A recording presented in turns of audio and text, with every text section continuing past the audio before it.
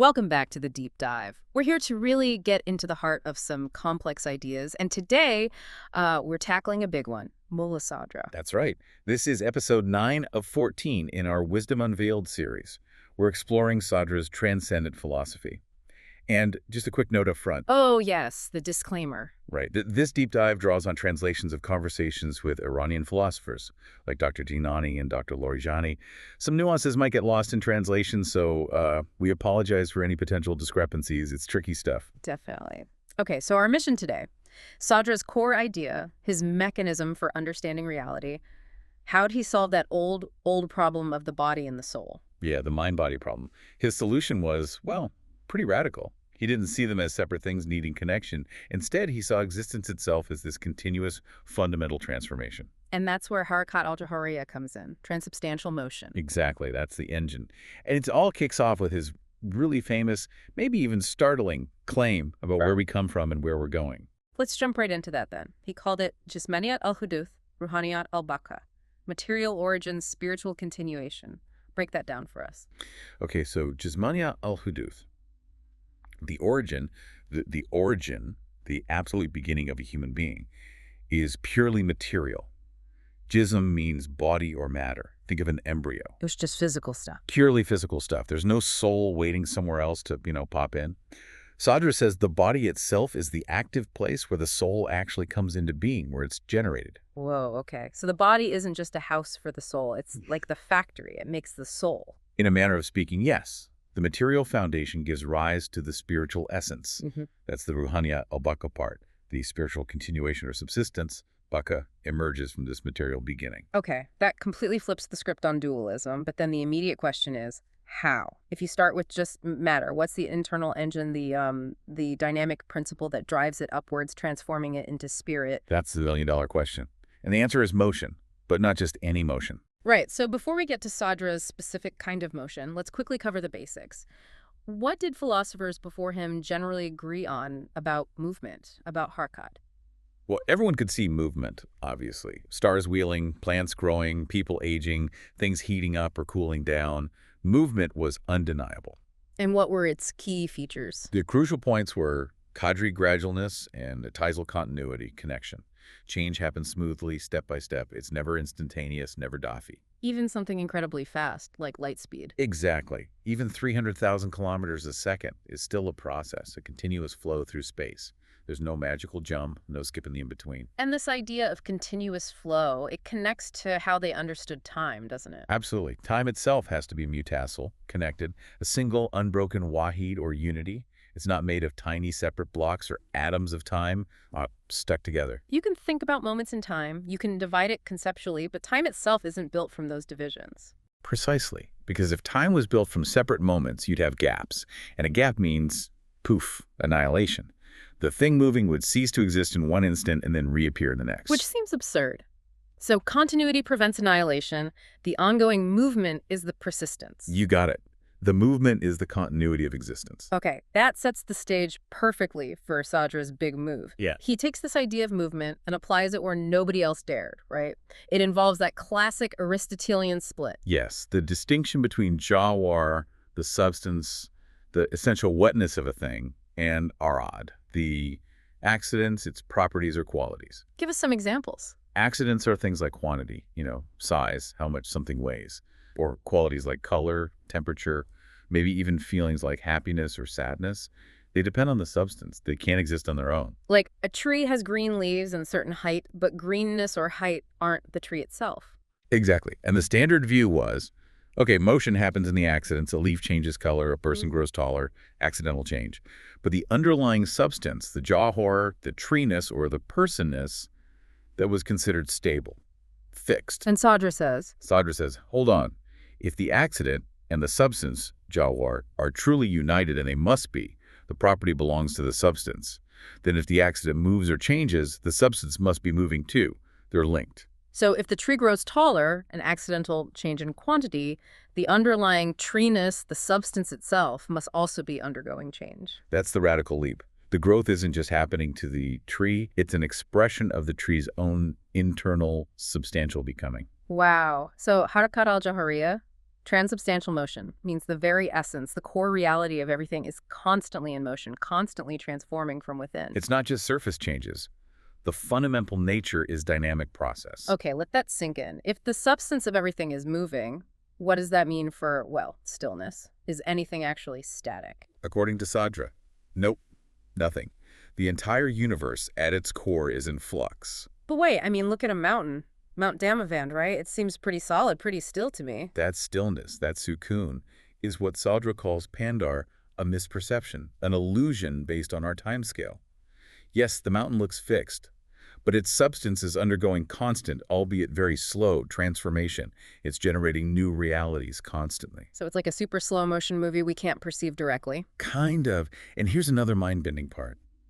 In this substantial motion, the thing that moves, mutaharik, and the motion itself, harakat, become one and the same thing. Okay, hold on. How? When I move my arm is the mutaharik, the mover, and the movement is the harakat, the action. They seem distinct. Right, that's accidental motion. Think about it differently. Consider a flame. What is a flame? It's right, burning, Yeah. heat and light. Right, it's a process.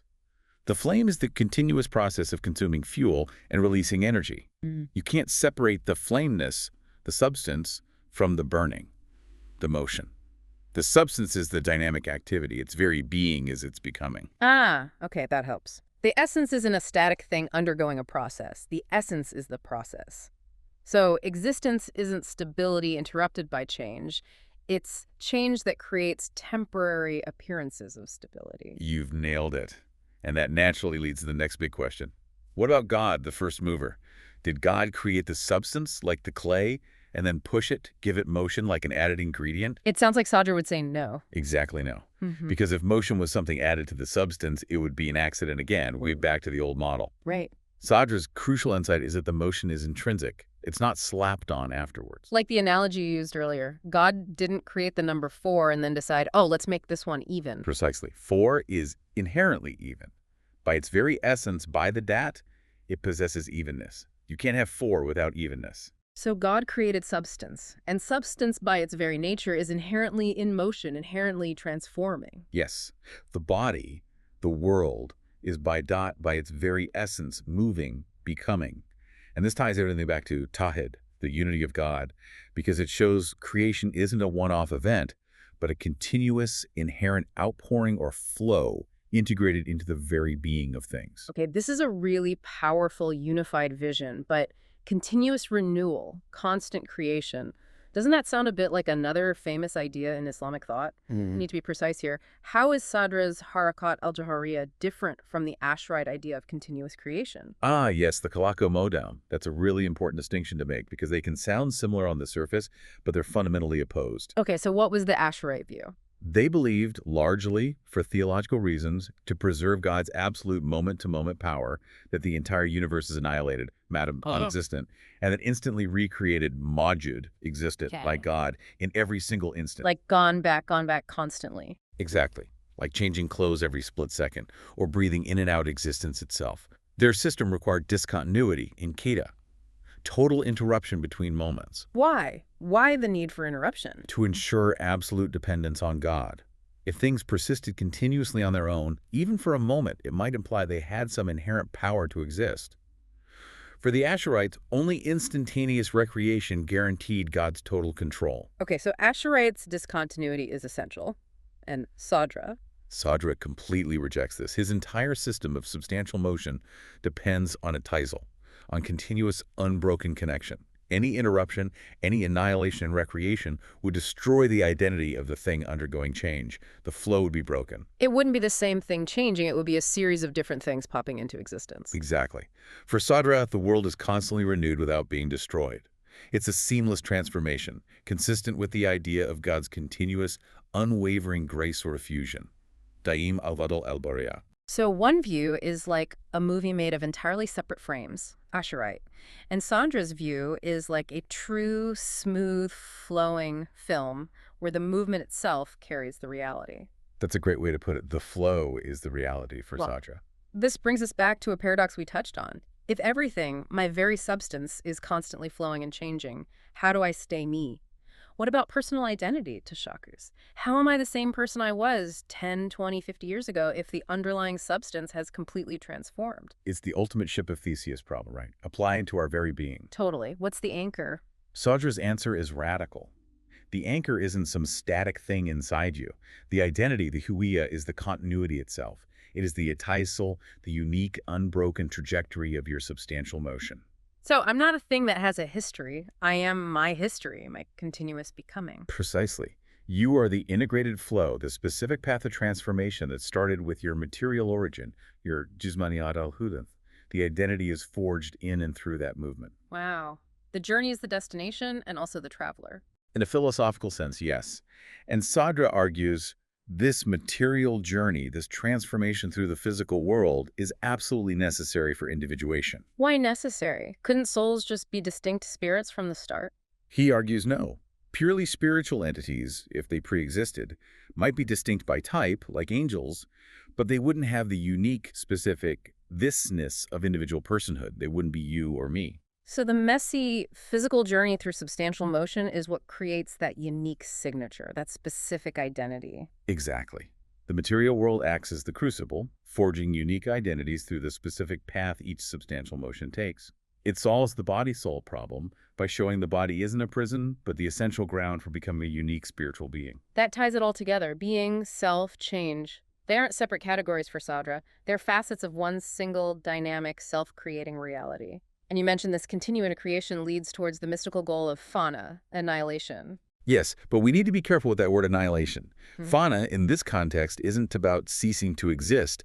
It's more like an epistemological annihilation, meaning the annihilation of a false belief about the self. Specifically, the false belief that your identity is tied to a static, limited form or condition.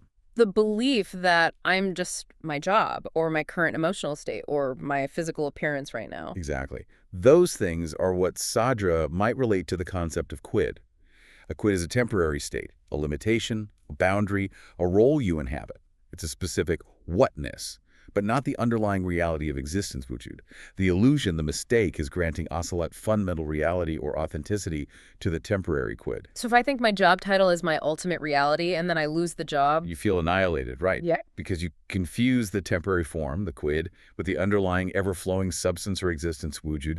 You mistook the wave for the ocean itself. So fana is the realization, the seeing through, that these limited forms were never the ultimate reality. It's realizing you are the continuous flow, the Wujūd, not just the temporary shape it takes. That's the liberation Sadra's philosophy points towards, recognizing the movement, the transformation as the constant, and the specific forms as transient expressions of that constant flow. Okay, that brings us to a powerful place to pause and reflect.